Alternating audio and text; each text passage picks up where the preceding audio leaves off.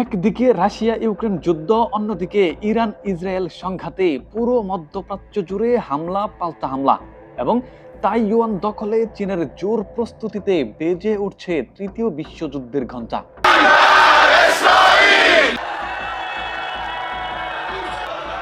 America নিপাত যাক, Israel নিপাত যাক, এমন স্লোগানে উত্তাল ইরানের রাজপথ। যুক্তরাষ্ট্র ও ইসরায়েলের যৌথ হামলায় আয়াতুল্লাহ আলী খামেনির মৃত্যুর পর থেকেই যেন থমকে গেছে গোটা ইরান। তবে সুখকে শান্তিতে রূপান্তর করে দুর্বার গতিতে মধ্যপ্রাচ্যের বেশ কয়েকটি দেশ সহ ইসরায়েলে ব্যাপক ধ্বংসযজ্ঞ চালাচ্ছে তেহরান। বিগত 9 দিনের যুদ্ধে ইতিমধ্যে নিহত হয়েছে প্রায় 1000-এরও বেশি মানুষ। সংঘাত ছড়িয়ে পড়েছে অন্তত 8টি দেশে। বিশ্লেষকদের ধারণা, ইরান থেকেই হয়তো বেজে উঠল তৃতীয় বিশ্বযুদ্ধের দামামা। ইতিমধ্যেই তারা ঘোষণা দিয়েছে আরো ধ্বংসাত্মক ও আক্রমণাত্মক হামলা হবে মধ্যপ্রাচ্যের মার্কিন ঘাঁটিগুলোতে। অন্যদিকে মার্কিন প্রেসিডেন্ট ঘোষণা দিয়েছে ইরানের সরকার পতনের আগ পর্যন্ত এই অভিযান চলবে।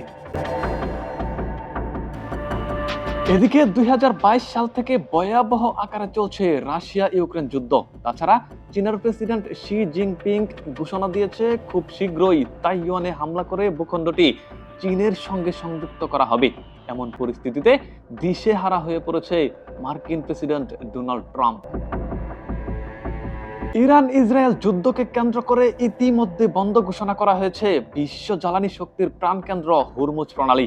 তাছাড়াও মধ্যপ্রাচ্যের বিভিন্ন দেশের জ্বালানি তেল শোধনাগার লক্ষ্য করে চলছে ভয়াবহ মিসাইল ও ড্রোন হামলা।